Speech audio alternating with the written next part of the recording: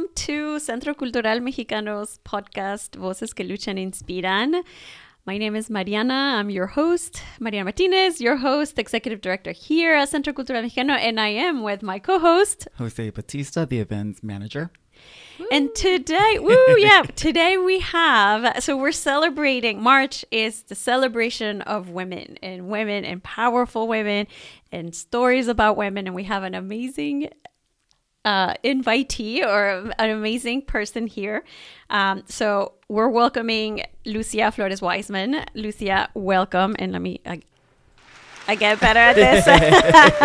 Thank you so much for having me. Yes, so I'm going to read your bio so people know who you are, and then we'll dive deeper into questions and learn more about you and have people learn more about you and all of that good stuff. So Lucia Flores-Wiseman, she's a Mexican-American singer-songwriter from Seattle whose soulful voice and heartfelt storytelling have been captivating audiences. Many of you may know her from season 27 of The Voice, like, oh my God, where she wowed both the coaches and viewers across the country. So, Lucia, welcome to the show again. Thank you so much Thank you for having me. Thanks for reading my bio. Yay. So tell us, I know it's always like, tell me more about you. It's such a big question and, one that encompasses a lot. But is there anything you want to share about your journey or about you that, you want the audiences to know other than the amazing accomplishments we just read? Oh, my goodness. Yeah, that is a small point of the big journey that I've been on within the music career that I've built. I started singing when I was around 3 years old. Oh my God. And then I did the choir in school, and my first performance was when I was like 11 or 12, like alone on stage.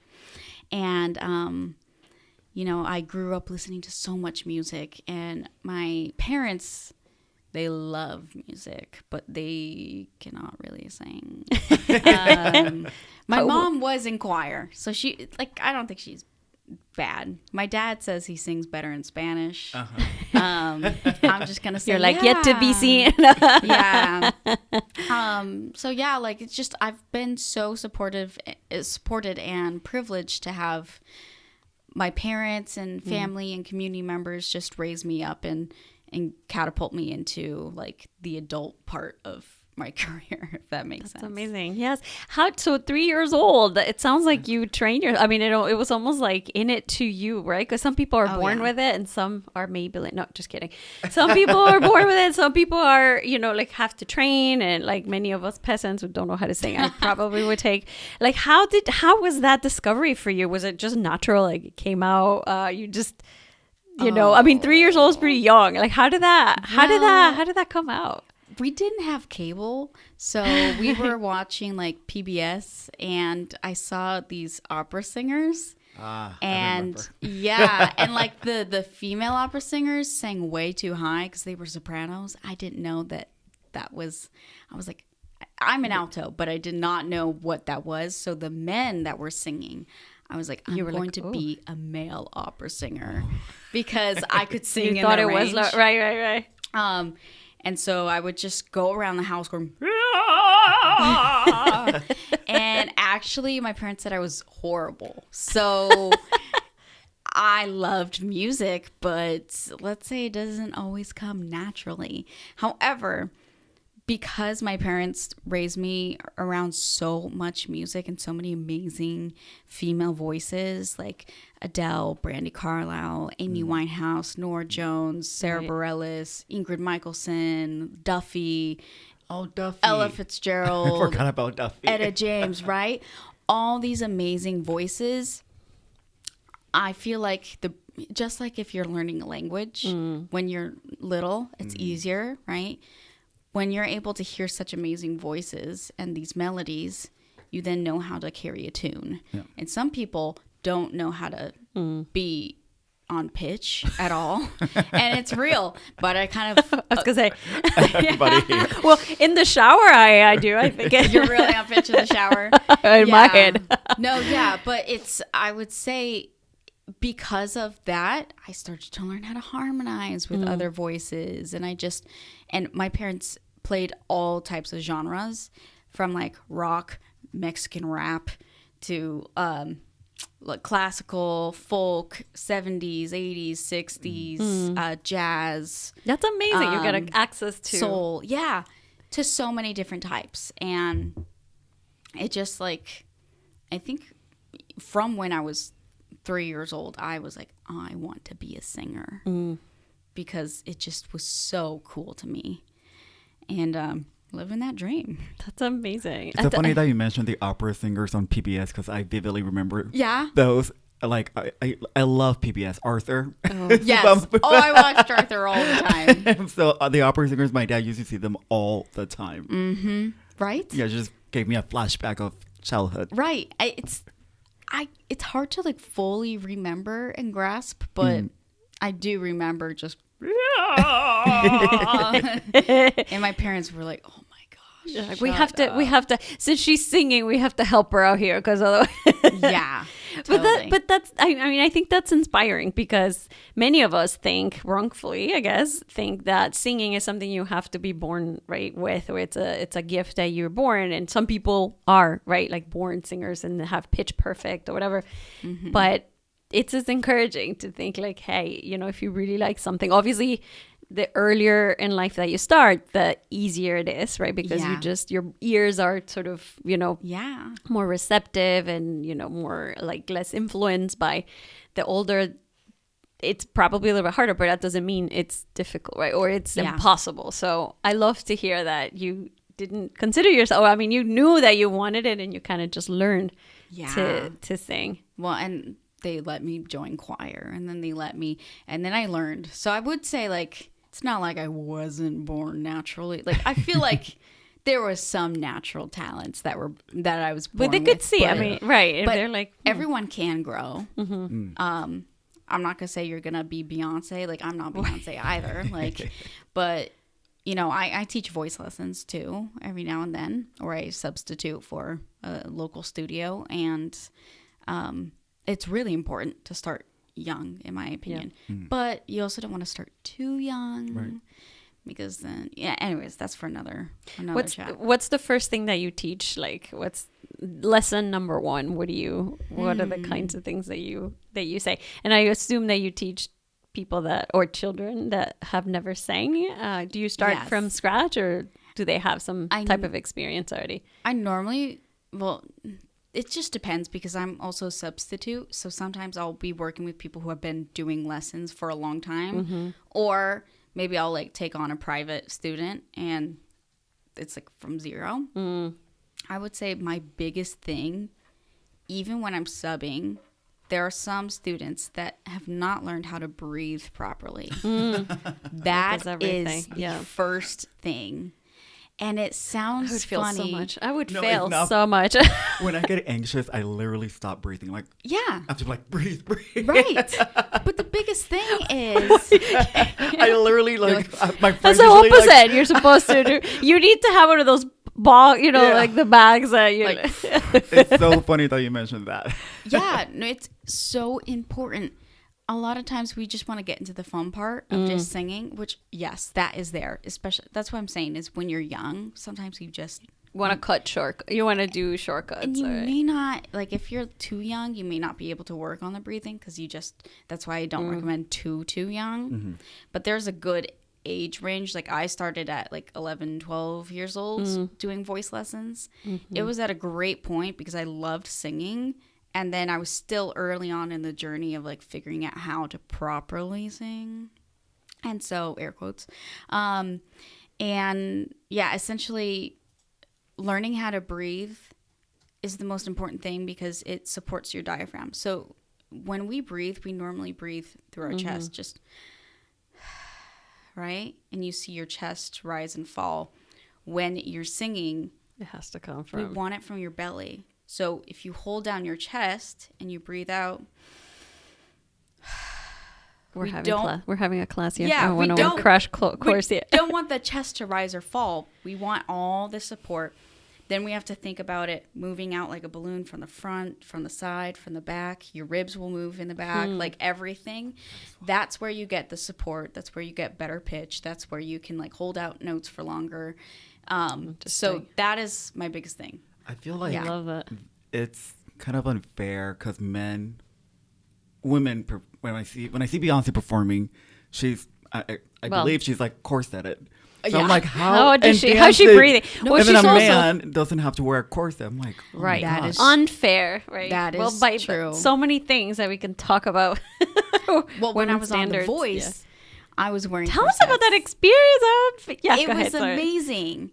It was so good. But I was just gonna say, when I was on The Voice, when you're wearing tight clothing, like, you're like, and then crazy heels and things that hurt, it messes with you. So that's the basic, you have to really breathe. Anyways, and I really love opera, and I'm a junkie for operas, and wherever I go I try to see them, or at least the major ones. So I do happen to have a few friends who sing opera, and one of them openly talks about how your period actually influences greatly how you sing, and then I saw how she shed some light on that, and many opera singers are like, well, if your shows happen to be that our performance goes just low significantly because it changes, is your hormones, is how you feel, if you're inflamed or whatever the case is. And so I thought that was fascinating and something men don't have to think about. Oh my God. Yes. No, it is true. Every time I talk, like, my band members were like, I was like, oh yeah, like, guys, like, I'm rehearsing, my voice isn't going to be as good, like, I'm on my period. And they're like, what does that have to do with it? And it is true. I mean, like, you're bleeding. There's a lot of inflammation. So your vocal cords are inflamed. And that's something I notice when I am on my period. I don't sing as well. I don't have as good control or range. And of course, you can do warm-ups to try to help, but sometimes it just like feels it's just off. the time, right? Whoa. It's just you have to wait a few days until. Isn't that good? Things we have to deal with. That's crazy. But tell us about your experience with The Voice. I mean, I'm sure everybody is curious about that. How did that start? How did you get encouraged? Like, were you encouraged? Did you want to be in that show? How did you find out? And what was the process like? Anything you want to share? Like, obviously, it's an experience none of us will ever have. Well, it was an amazing experience. When I was 16, 17, I auditioned for a different show, American Idol. And I don't want to say too much, but I was gonna say a show I shall not name, but you did say. I will say, but I'm not gonna say too much to you because I don't want to get sued. But I would just say, like, I felt kind of pushed down from that show, and I was 17 the second time I auditioned, and so young. Yeah, very young, and it wasn't as uplifting as I was hoping for. And I could have decided to just stop there or continue, and so I chose to continue. And I started performing when I was 15, like, by myself in coffee shops and restaurants. It's a lot to do up to 2 hours of performing of songs, like, to start from the very beginning to then. And so just kept on performing, writing songs. And I always wanted to pursue this ever since I was little. And it was in high school where people were like, oh, this should be a hobby, right? Like, what are you doing for college? And my dad has always said, like, you have to go to college. You can do whatever you want as long as you get a degree. I don't care if you don't use it. Like, use it's your backup plan. Yes. Right. And I was super grateful still for college, and I loved learning. And I studied journalism at UW, and I got my bachelor's, and I minored in Spanish. I went to UW too. Yay! And I learned more Spanish and studied abroad in Spain, and it was amazing. Where in Spain? In Cádiz, the south of Spain. Oh my God! Literally. I studied in Spain as well. So abroad. Where? In Galicia. Galicia. North. I know. People are like, what is that? No, I went to Santiago de Compostela. Yeah. Oh my God, amazing. Yeah. Well, Cádiz, I danced flamenco. That would have been a dream. Were you influenced by flamenco in any way, shape, or form? Because that's like the South, Andalusia. I learned flamenco guitar from my host family. Oh my God, you know how to play guitar? Oh yeah, you do, obviously. But and then I mean, I'm not good now, but I learned it all in Spanish. Wow. It was hard for me. And you have a new song called Madrid or something. Woman in Madrid. Yeah, in Madrid. Yes. And so that song, like Studying Abroad there, inspired that. I think it's important to like live all aspects of life so that then you can create music from it. Yeah. But back to like The Voice, I didn't want to be on another show like ever again because I was like, if that's the experience, why repeat it, right? I was a little like mad at the industry.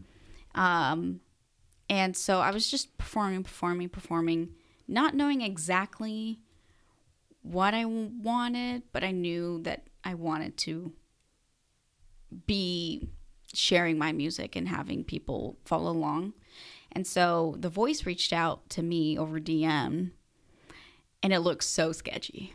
Yeah, of course, you're like, this is spam. And it was. Do you want money from me? Yeah, and it wasn't like the official Voice account like or anything. Voice, different spelling of the voice. It was like a random producer, and then I was like, "Are you real?" And so I said no, and then they ended up emailing me, and then I like did a phone call, and I was like, "Okay, like." Yeah, that sounds okay. I asked Zan Fiscum. She is from Maple Valley as well. And she was on The Voice. So I was like, hey, like, how was your experience? And she was like, it was great. Da, da, da. And I was like, are you sure? Like, are you Tell me telling the real truth? thing. She's like, no, actually, it was amazing. And I was like, okay. So anyways, they were like, do you want to go forward? And so sent in the videos and the interviews. And there were tons of people. There were 160,000 people that auditioned for my season. And little did I know that I was going to make it to 4th place. That my is goodness. insane. Yeah. But I didn't know. You could be booted out and not even be on TV and spend so much time. I think a lot of people don't understand that, is that you are spending so much time even just trying to get on the show. Wow, I spent like hours going through my camera roll because they want to find a way to develop your story. And I feel like, honestly, getting a degree in journalism helped to go tell Dad. the story. Yes. And here's the thing. Some You're people are like, oh, like, well, do you even use your degree? I feel like I really do. Oh, absolutely. I think college, I mean, we could talk about that. And yes, I don't think everybody should, because that there are things that you can do. But I think college trains you for a lot of things that, It can really help support. Oh, absolutely. I mean, building stories, engaging with people, knowing your angle, video, photo, like newsletters, how to put a story together. And in a way, I am a character. It's still me, but this is like Lucia the singer, right? And then there's like Lucia, like just chill at home. And I find a way, or I'm still working through, how do I brand this person? Yeah. But while still being me, right? Yeah. That's amazing. So then how long was it that you was it a few weeks or a few days? And then what was the experience like when you auditioned, then you move on to like how to, so walk us through that. I'm so curious. Essentially, like, they reach out to you. Everyone has a different story. Some people were reached out to months before me. Some were like weeks after me. For me, they reached out in March of 2024. That's very recent. Yeah. Okay. Yeah. And so I was doing all that stuff online probably for like a month and a half, and I didn't know if I was actually going to go to LA. So then they say, okay, you're going to LA. That doesn't mean that you're automatically on the show. So then we went in June, and you're there for a week. You're at the wardrobe department doing interviews, getting your story, right? And then we flew back home. Still hadn't auditioned yet. Some people got cut. Some people didn't. And then you go back in July or whatever, and then some people get cut the day before the auditions. Oh, wow. And then we audition, and like there's different days of auditions. It's not all in one day because that's too much for production, everyone. That would be long days because we're filming B-roll. We're filming like interviews. Like there's me off to the side going, So many times, like just 20 minutes, they're like, okay, rub your hands together like this. Oh, they tell you? Yes. Aww. Like, well, I thought it was natural. Act like this.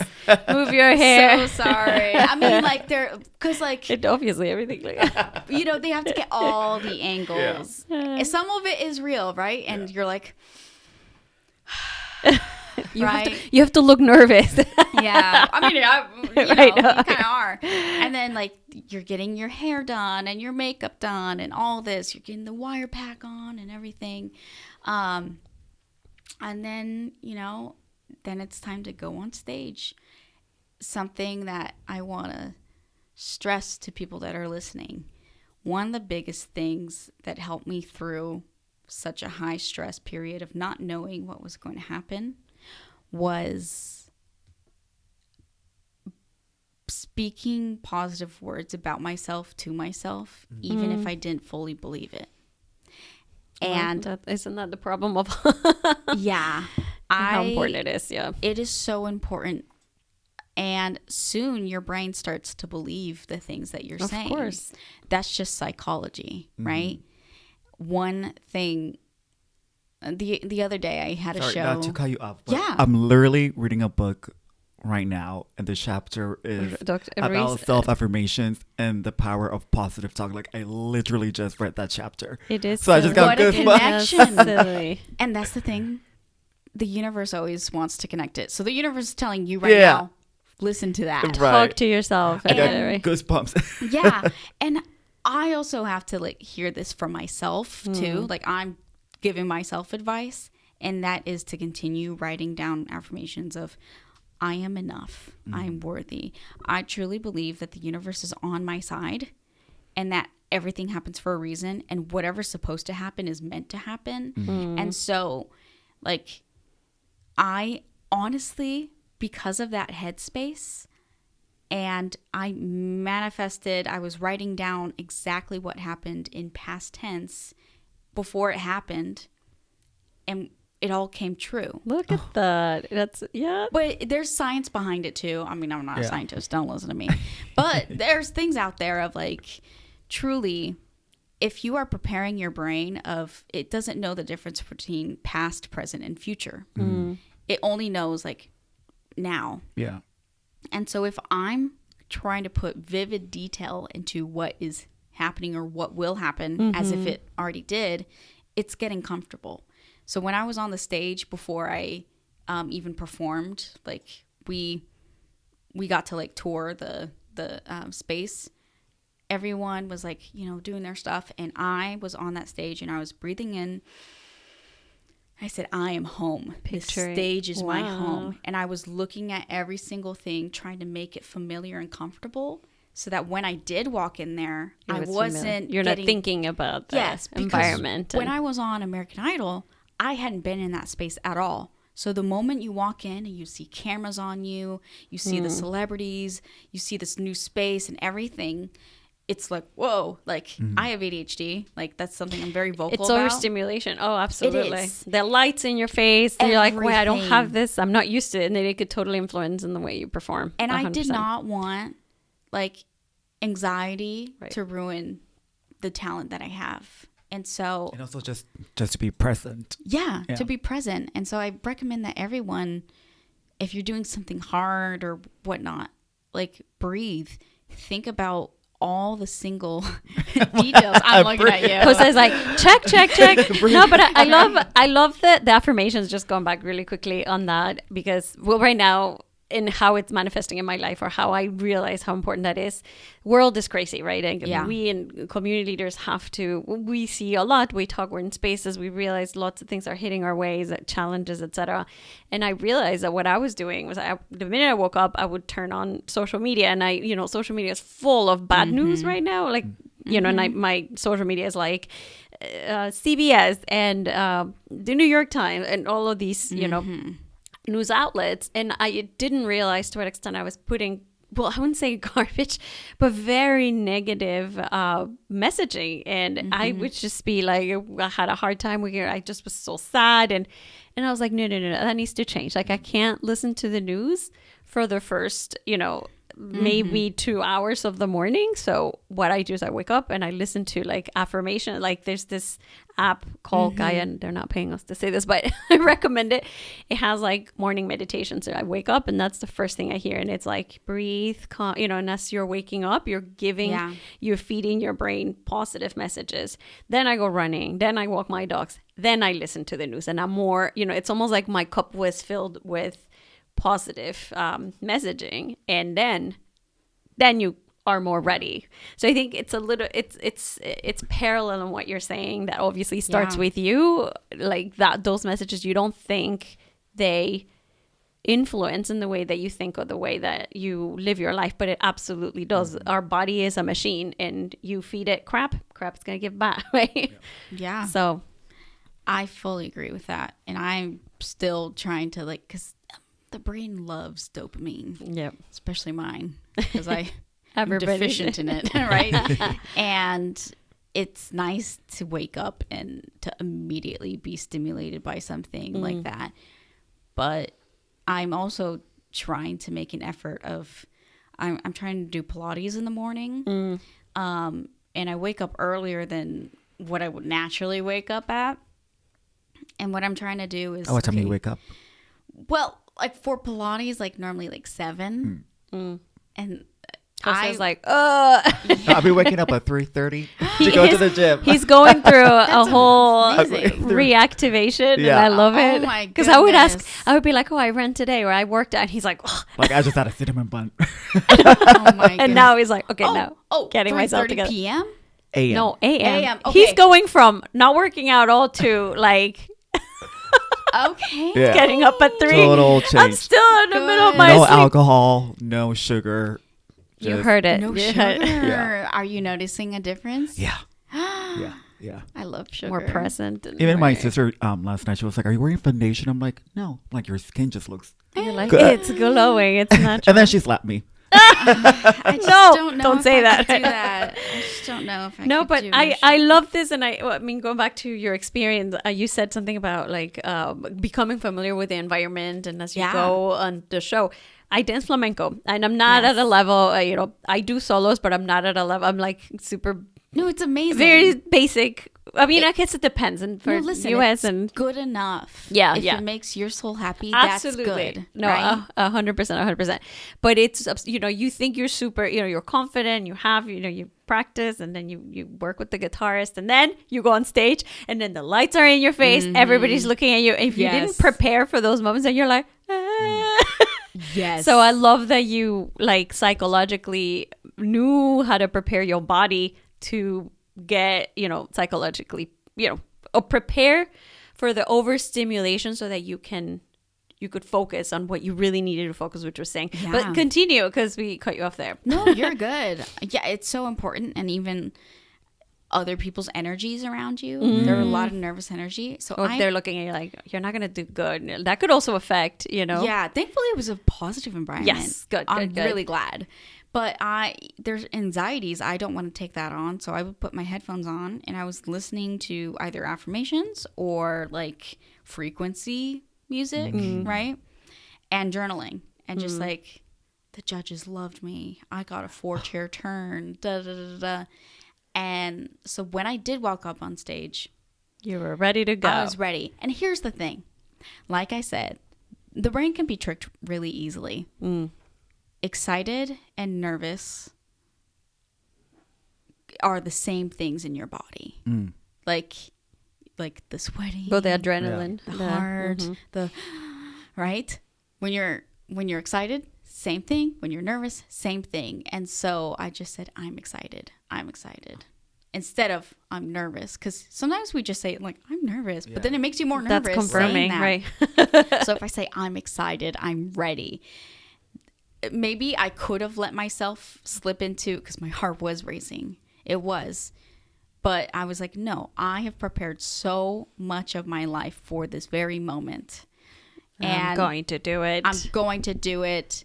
And I'm going to sing a song in Spanish that has never been sung on the show. Which one was it? La Llorona. Ooh, yes. That's a classic. It's a classic, and it's a strong, powerful song that that is the ultimate test. If they don't know what I'm saying, right? If the judges they can focus on the actual. They're focusing on pitch, but am I making them feel something? And that is so important in music. I think it's the same thing with dancers. For you to get to like the positive affirmation and learning that skill, did you have to go to like, did you experience a tribulation for you to learn like, wait, I need to switch it up and now be positive? I have a really amazing friend, Olivia. And when I was in Spain, they just really taught me a lot. They're just the spiritual being, amazing person, full of light, and just like, Lucia, I believe in you. Oh, you're powerful. You are capable of anything. And just Olivia brought to this new light to me. You know, I had taken like medication, like anxiety, ADHD meds, and I still do. It does really help me. My brain was wired from when I was in second grade saying, you're not good enough. That girl's prettier than you, so that means you're not. And Olivia showed me that, or just brought to light that there's so much beauty in this world. And why are we choosing to say this one's the most beautiful or this one's the most smart? Just like, if there's so many beautiful flowers, what's your favorite flower? The bird of paradise. Yeah. Awesome. Your favorite flower? I have a lot. Hydrangeas and cattlilies. They're my absolute favorites. Okay, yeah. But roses are also beautiful. They have the highest frequencies. What if I say, oh, that's ugly? Like, no, that's not objectively ugly, right? There can be multiple points of beauty and exist at the same time. And so that comparison game, all of that, Olivia really helped me of focusing on, I'm so unique and beautiful and talented, brave, smart, and so is this person. And so is that person. And so is that person. Unique. We'll all have something unique. Yeah, and just because they're amazing doesn't mean I'm not. Right. Now, does my brain sometimes still fight me on that? Yes, but I actively am working on it. And so I did write a song when I was in Spain called Undressed. And it's actually going to be on my EP that's coming up soon. And it sounds like sexy and everything, but what it really means is I'm taking off the layers of myself and revealing myself to me. And one of the lines is, what is it? Gosh, I wish I had it all up here. I just sang it last night. Yeah, do you want to sing it? Go ahead, sing it. Yeah, no, it's like,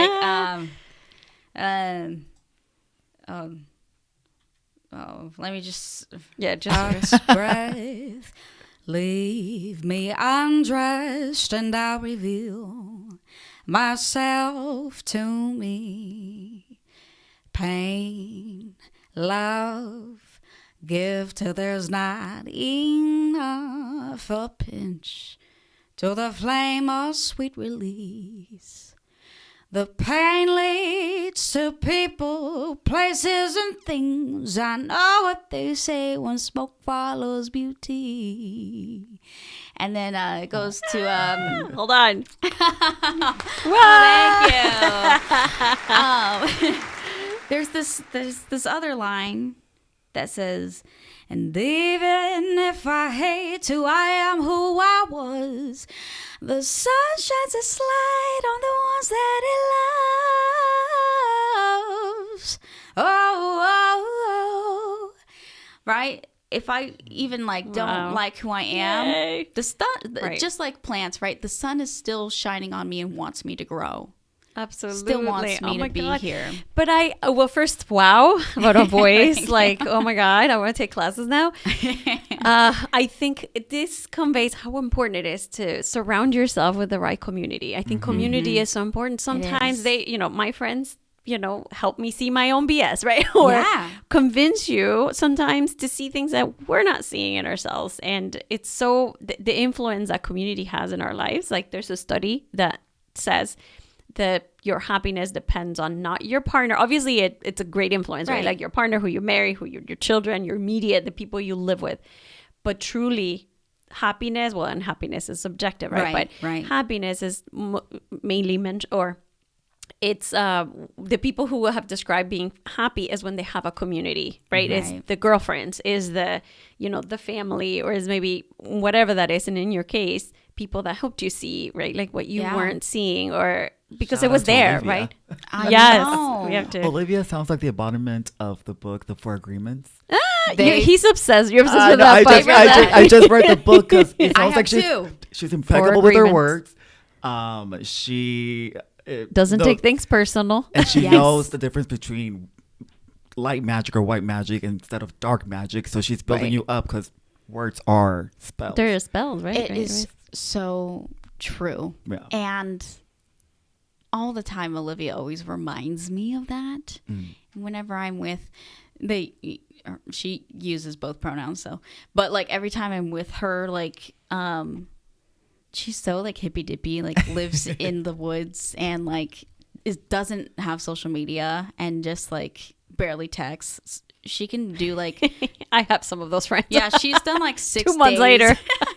I know, but I love it for her. You do, right? Like, but just like, forgot I texted you. Exactly. Well, but like they can be like 6 days in the woods without like any tents or anything. Wow. And like she's very powerful, but she reminds me like, oh, we're all powerful. Like we're beings. We are all spiritual. And I remember being like, I wish I was as spiritual as you.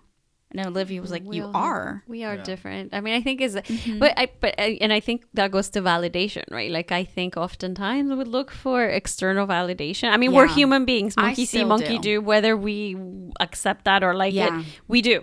We look for validation in the people who matter, and some people look in the wrong places, right? Like and some people in the right places. And I think it's as long as we first find that validation internally, and then, right, like maybe take it with a grain of salt with the people that are around you, but not, somebody else's opinion or somebody's opinion about us is an opinion, and you can take it or you can leave it. And if you take it as your truth and it's not a truth, then that's when issues come, right? Like, I think as a validation first, we need to fill our own cup first, look inside first. What does it mean, right? Like, what makes me happy? What do I truly believe? And once we peel that onion, right?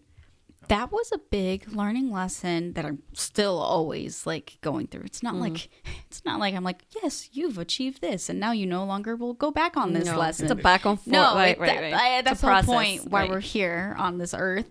But one of the lessons was I was now in the eyes and ears of millions of people all across the world. There were opinions about me that were really good and really bad or neutral. And especially you're in the public eye. Yes. Probably 3 times more than anyone else. Yeah. And I have to kind of filter what people say. And something that I try to focus on is, why am I focusing on the opinions of others? But even if they're good or bad. Right. Like validation, right? Why am I now feeling so good that Adam Levine says I'm amazing, right? Why is his word better than my own? Why is his word better than that other person? Because in the end, we are all equals. What I learned, unique. And what I learned is celebrities, they are just normal people. They are yes, their accomplishments, all this crazy stuff. But at the end of the day, on a soul level, and criminals and all that, they are the same. Everything else. Yeah, I know, right? But like, I really learned that I have to focus on how I feel about myself. And I always love affirmations. I love hearing what people say about me, but like, I only want positive. That's the truth. I have to say that is the truth. And I always am trying to pivot. And I don't want it to be the truth. And I have the power to continue working on that throughout my whole life. But I have to focus on what I think. And one thing that I love that my dad said to me was that if you're not creating controversy, you're not creating art. And the whole point, that wakes up and triggers things in people. I made them feel something, and that is so important. Right. So I accomplished it, and I'm still on the journey to see Growth, right. how great I am. Also keeping it humble too, right? Like there's, how can I keep my ego in check? Love that. I think we all do have that. We all do. And I think we have to be like more vulnerable and admit when we don't know things, when we're still learning. Because I don't have everything. Like, I'm 23. Like, I don't have everything perfect and locked and loaded and ready. Right. No, I love it. I love this. I mean, we have these conversations, right? Like on validation. But what I love, I think is learning that learn thyself, get to know thyself is probably the longest journey, and that will never end.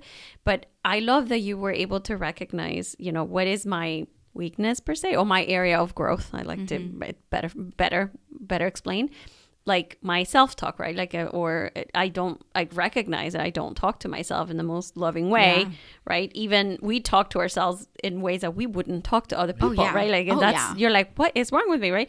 But being able to recognize and being aware of those, you know, areas of growth is the first step to then say, okay, I speak to me in this matter. Let me create exercises, because like you said, it's like one day you're going to get better at it, and then 2 days later you catch yourself in the act again, talking to yourself. So to change, it takes a tremendous amount of energy and awareness, but awareness is the first thing. As like we were just talking, Jose and I were talking about triggers, right? Like getting to understand what triggers me, then I take away that power, right? Like somebody can trigger me. It's something that, you know, totally, maybe I have to work on. No, it's so because half of the times it's not about you. Somebody saying something, it's a reflection of their fears. It's a reflection of their, you know, of their hate, of their life experiences. And we always have to remember that people give you that opinion, and they're doing it through the lenses of, you know, their experiences, and it's not, you know, just that's why validation has come from. What? I just had an aha moment. Ooh, go ahead.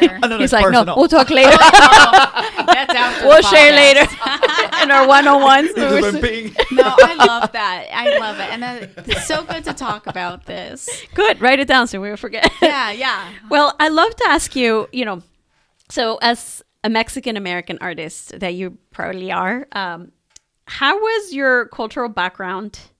How has that influenced your music and storytelling? I mean, you have people like Olivia, like your parents who encourage you, but maybe that's them, right? Like, what has influenced your life as being bicultural, maybe, or bilingual? Is there anything that you can pinpoint? Oh, yeah. I mean, I feel like my whole life I've always had a cultural identity crisis. Like, you know, I grew up in Maple Valley. I still live there, and it's a predominantly white area. My dad is the only one. It's beautiful over there. Yeah, it is very all the whites. Beautifully, beautifully equal. I used to go to the Black Diamond River. Yes. Yeah. Oh yeah. No, like the Cedar River, and like no, it's a very beautiful area, But it could benefit from being more diverse. Is that what it is? Okay. It is growing actually, and it's really awesome to see within the school districts. But yeah, I grew up, like my brother, he was learning Spanish first because he's 4 years older. And then he was in elementary school, and some kids were like bullying him for speaking Spanish, or maybe mixing up Spanish and English.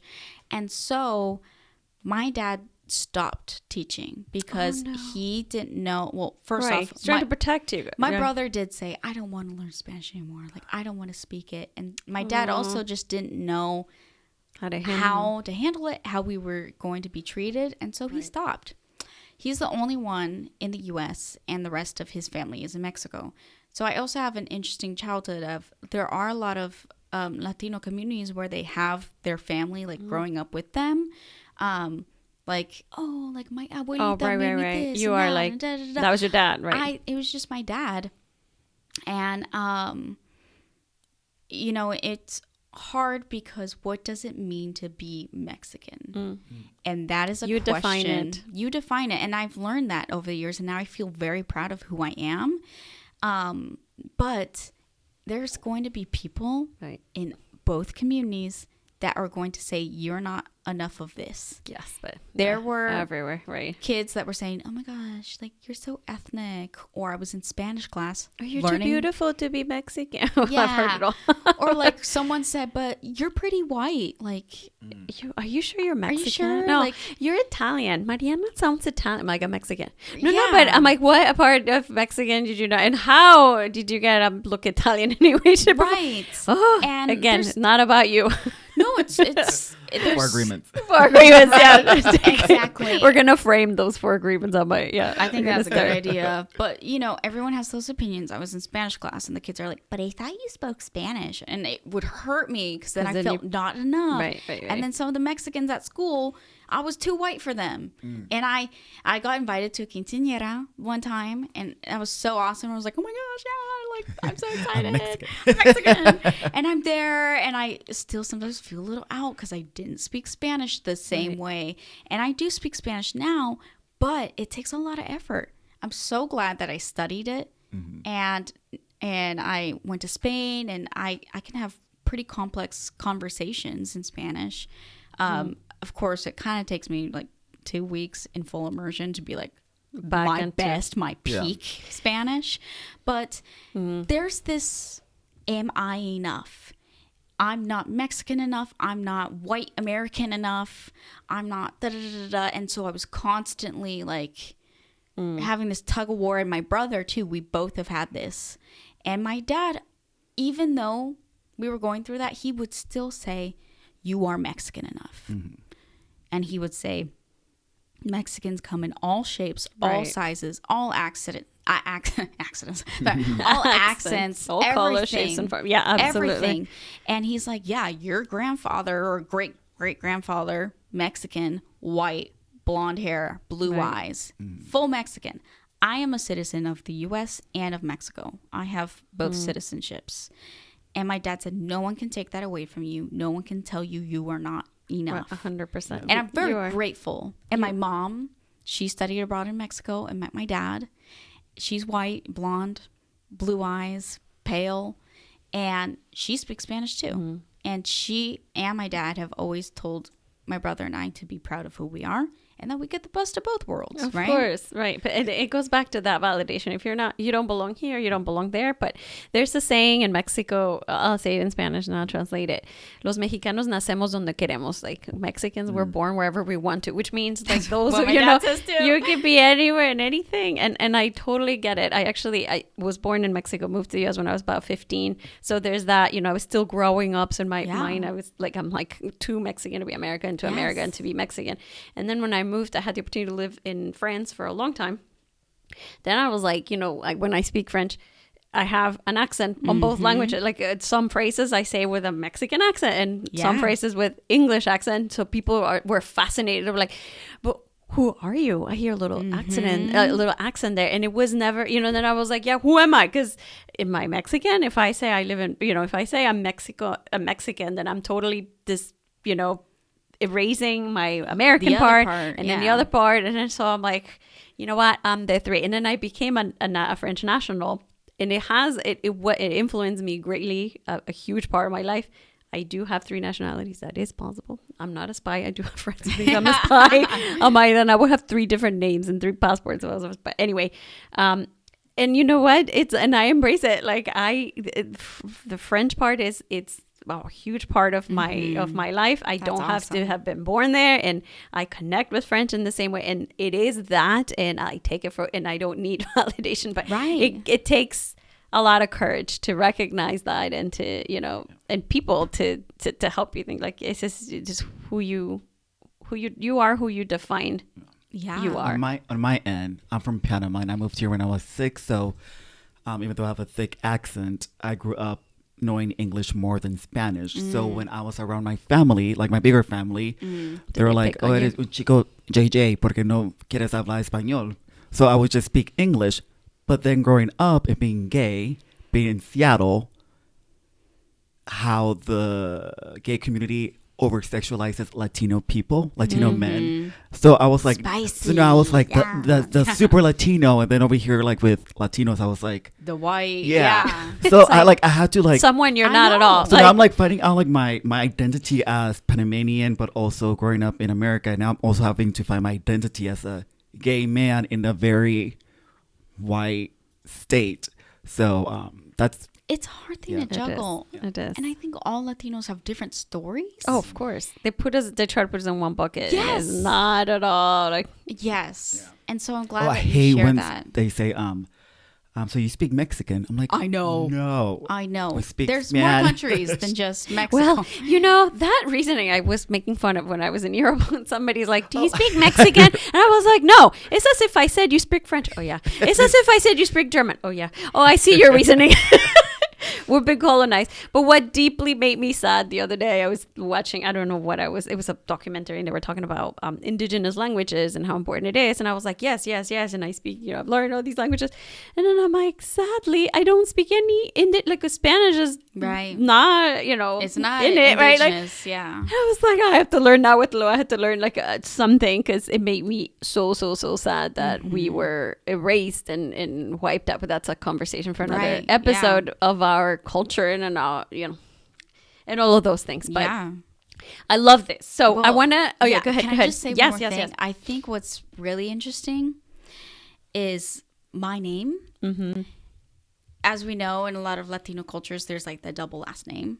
Mm-hmm. And I have been asked a lot if I want to change it for a stage name, like just Lucia Flores or just Lucia Wiseman or Lucia May, because a lot of people do that. But I am so proud of who I am, and I cannot erase one or the other. If I was just Lucia Flores, that Then totally it's like takes away Your mother. my mom's side. Yeah. If I do Lucia Wiseman, it just doesn't feel like fully me. And so, like, I just got engaged. Oh. Wow. Hold on. A little- God. Oh, there's this one as well. Hold on. There's this. That should go first. Yes. Well, yeah. So I just got engaged, and I've been with my fiance for 7 years.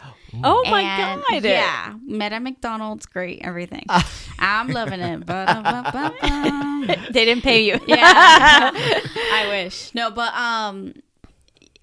a lot of people are like, "Oh, are you going to take his last name?" Oh gosh, I could say so much about that. And guess what? My mom didn't take my dad's last name. Right. She is Amy Wiseman. My dad is Javier Flores-Sainz. Of course, in the U.S., he's just Javier Flores. Right. But I think it's very special. And Stephen, his last name is Lynch. And so Stephen Lynch.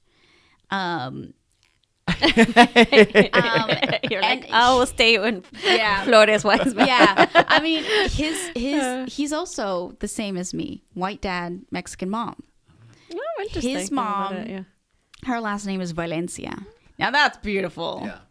I would love to be like Lucia Valencia Flores or whatever. I But love how you say it. It's like right? It just sounds amazing. However, it does still take away from the Wiseman. And I have established myself as Lucia Flores-Wiseman. And I have had someone like come up to me after a show and say like, "Hey, your last name is really inspiring. We're thinking about having kids." It was a queer couple. And they're like, "We're thinking about having kids. And like, we also want to hyphenate and like keep both the cultures and all that." Like, it's just so inspiring. I love that. So many people have said, Lucia Flores-Wiseman is just like long. It's not about what Trying they to make it think. digestible It's, for the mass. No. You do you. Right. And so I just want to say no.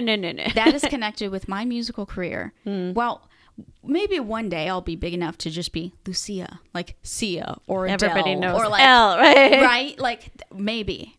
However, I don't want to take away either last name just to make people feel comfortable. I love that. And I want them to know I'm not also just one or the other. I am both. Right. And that's what you're going to get with me. And that is a huge thing I want to say is I am so fed up with people expecting me to be singing in Spanish all the time or singing English whatever the all heck the you time. want. Guess what? You hire a Mexican-American singer, you're going to get whatever Mexican-American singer wants to sing. Yeah. Right? Wow. Hold on. Yeah, right? Just like, I remember being hired for like, there'd be like gigging events and they're like, we're looking for a Latina singer, but can you sing 2 hours all in Spanish? No, I'm Mexican American and you get this. I'm thinking this is the repertoire. If you really truly want to show representation, don't put a limit on it for needing to be only in one language. Right. Also, right. I don't have 2 hours because guess what? I had to work so hard to even learn the language, let alone memorize all these songs and everything. Like, I do love singing in Spanish. Do not get me wrong. But I don't like it when people are commenting saying, why don't you sing in Spanish more? You need to write more songs in Spanish. I do want to. Right. But it goes back to. But they speak from their experience and what they want to hear and who they want you to be. Right. And I want to merge both of them. And don't get me wrong. I want to. But I don't like the pressure of... well, you're representing the Mexican American community, so you need to be doing this. No. I need to be representing myself, and that is Mexican enough, and that is American enough. I love it. Right? Well, I love the statement. I love how clear, I think, and especially you're young. I consider you young and you're in your career where you have that. Yes. All of you. Billy and I are like, you're youngsters, right? Billy's helping us with the tech. But I love that you have that clarity. And I think that's something, if I can say I try something when I was young, I had the same thing. Like I married when I was really young, and when you're talking about your last name and how that's tied to your identity, and I don't care what you say. And I had similar conversations. When I got married, I'm divorced now, but his name, French, and everybody's like, "Oh, it's gonna be fancy," and you can And I was like, and Martinez is like the most common name. Mariana Martinez is like it's like Michael Smith in Mexico. There are like a million Mariana Martinez. I got global entry because I kept getting stopped because Mariana Martinez committed a crime, and it would take me like 20 minutes, 30 minutes at the border waiting to like prove that I'm not that Mariana Martinez. So, oh my goodness! So I thought about it long and hard to change my last name, and I was like, and I got to the same conclusion for different reasons. But I was like, no, Mariana is me, and Martinez, and yes, is a common, sure, but it's who I am. And unless, and my negotiation was, unless he takes my last name as well, is the only way what I would perhaps consider it. And we actually thought about it because then it would be Martinez Bulik, that was his last name. But it's like men would not even think twice to think about somebody else's name. For their children, yes, not but for themselves. So I'm like, if that's not the case, then we're not having the same conversation, and that's a no. So thankfully, it was not a problem. Let's connect that back to Women's History Month. Yeah. The whole point of last names, it's property. Right? Oh, hopeful. And so no woman has, well, I mean, some people might have like legally changed it for their own, right? But in history, no woman has ever had her own last name. It's always her father's. It's always the husband. Well, in Portugal, it's the mother. The kids take for some reason. But other than that, I don't know that there are any other. Like, it's usually the father, and it goes down that path. And maybe someone can prove me wrong, and great. Like, yes, if you can prove me wrong, great. Like, that's happy news. But it doesn't. It's all also like a social construct too. 100%. Like, yes, there's meaning to it, but also, and Steven and we like spoke about it, and he's like, yeah, no, I totally understand. At first, he was also having to question his own things of we're all taught, oh, you take the man's last name. Course. And then he thought about it more, and I said it from my perspective, and he's like, yeah, like, totally, you can do that. And he's probably going to keep his last name. And guess what? That's okay. And it doesn't mean that we're not you create your own rules. A union or whatever. No. You create your own rules, and that's what marriage is for. And thankfully, thanks to feminism, thanks to all of, the women's rights,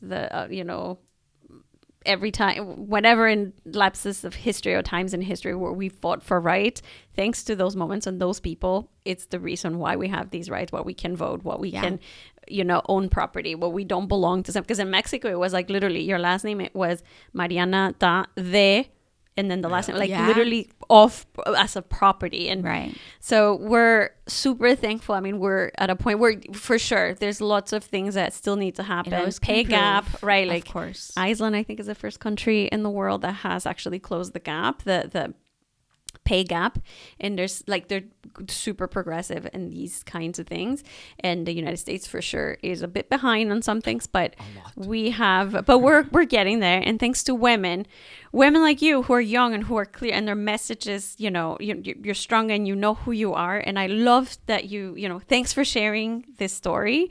If there's celebrating women is precisely that, is like what looking up to you, because our listeners, and especially those young little ladies who perhaps are thinking about singing, will hear this message and will say, hey, yes, this is who I am, and this is the validation I need. We need people like you to continue those messages, to encourage others.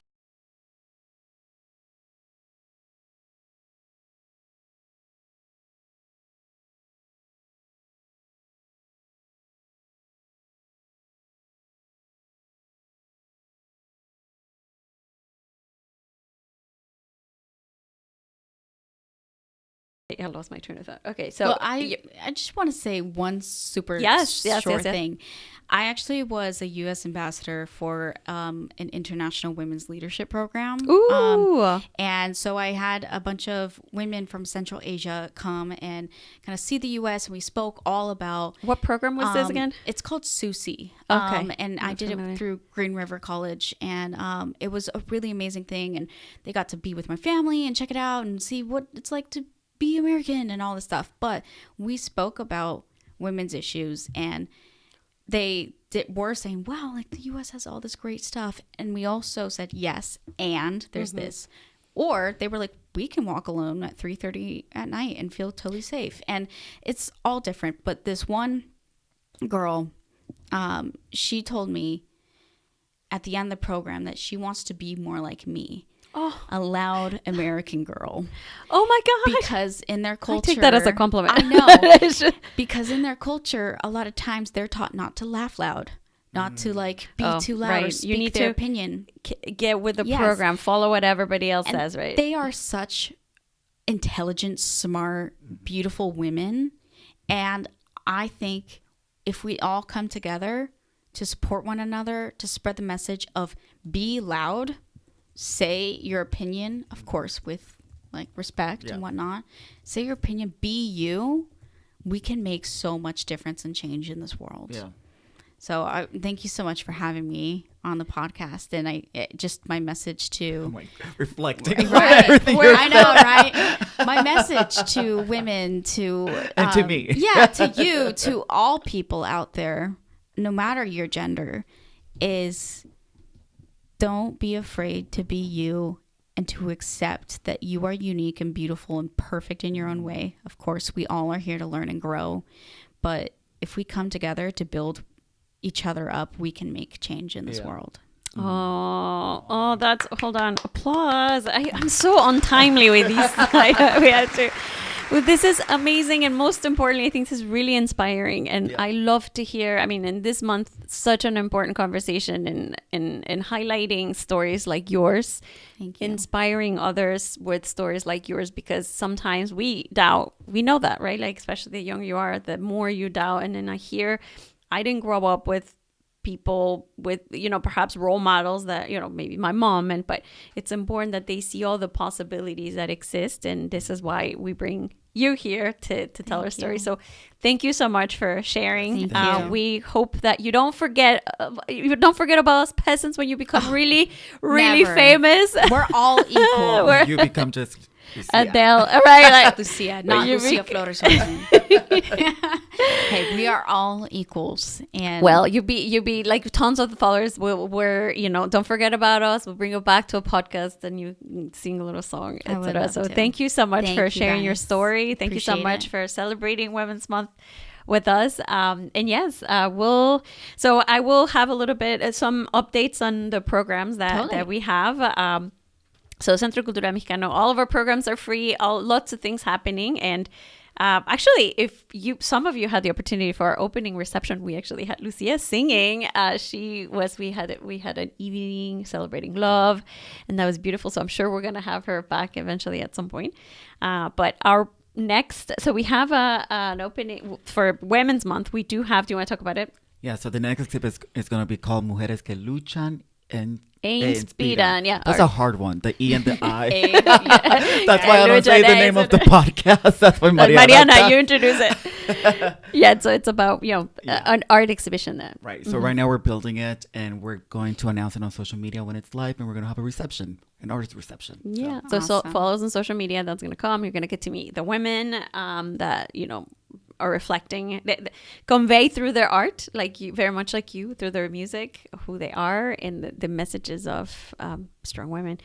So that is happening. We also continue our program to support small businesses. So from ideation all the way to registration, or even you already have, you listeners, or maybe your parents or whoever have already a business but need to know how to grow it, or say maybe I don't know how to market it, or whatever the case is, we can help you, technical assistance with that. So those programs continue, and we continue with our Get Active, Stay Active, or in Spanish, Activa tu Salud con el Centro Mexicano. And it's health. We know that's really important. Sitting is the new smoking now. So we're promoting lots of classes like yoga. Yoga's coming up. What was it? Was that yesterday? No, yesterday. And I like it. So yoga classes, kickboxing, boxing, and Zumba. Those were really popular. So that's coming up. Follow us on social media because those are still happening all the way through April. And on that, we do have it's a workshop, and Billy helped me. It's a workshop for people who have highly active careers or jobs like, say, gardening, cleaning, construction. So in this workshop, we teach you how to prevent injuries. So come and learn, because that's really, really important. Like my back hurt the whole time.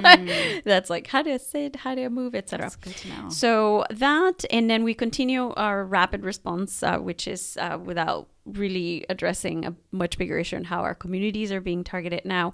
We're preparing our communities in the short, medium, and long term, and how to, like what to do, how to prepare financially, legally, how to get to know your rights, etc. So there's a series of different cohorts and classes so people can come and learn. And if it's not you, if you're hearing this or know someone that can benefit from these trainings, they'll continue all the way through about May or so. So follow us on social media. You can ideally attend the 3 of them, because that approaches the needs from short, medium, and longer term. But you could also just attend one if that is more important. And generally just follow us on social media. There's lots happening. Just remember, all of our services are free, and we're there. This is your home, su casa, right? No, I don't like to say su casa is mi casa, but I already said it. Okay. So thank you, everybody. Thank you so much, Lucia. Thank you so much for having us. Good luck to you, and we can't wait to see you. You are our own little star, or great star. Thank you. And we'll keep you. We're probably gonna have you signed somewhere on the wall. Thank you for having me. And we'll see you soon when, we'll see you soon, but we'll definitely see you when you grow to be super famous. So thank you, Thelma. Thank you, everybody. And we'll see you next month. Bye, everyone. Bye-bye. Bye.